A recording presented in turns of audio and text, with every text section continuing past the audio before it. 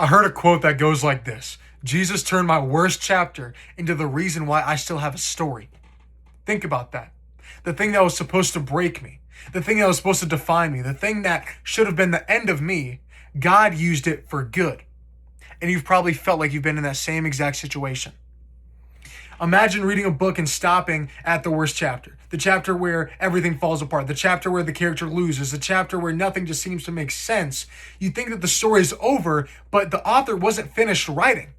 God wasn't finished with you in that bad chapter. And that's exactly how a lot of us treat our lives. We think that failure means that we're finished. We think that one mistake means that we're just disqualified. We think that one bad season means that God is done with us, but he's really not.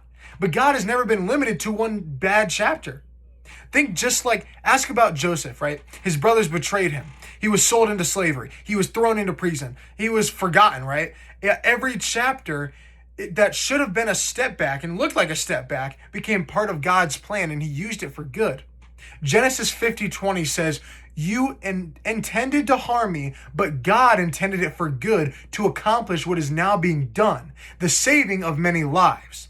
And Romans 8:28 says, "And we know that all things work together, or all things God works for the good of those who love him, who have been called." So stop acting like God can only use you in your victories. Some of his greatest work happens when the chapters that you wish never existed were ongoing.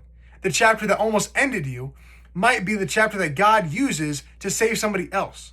And if you're in your worst chapter right now, don't close the book, because the same God who brought you this far is still waiting for the next page.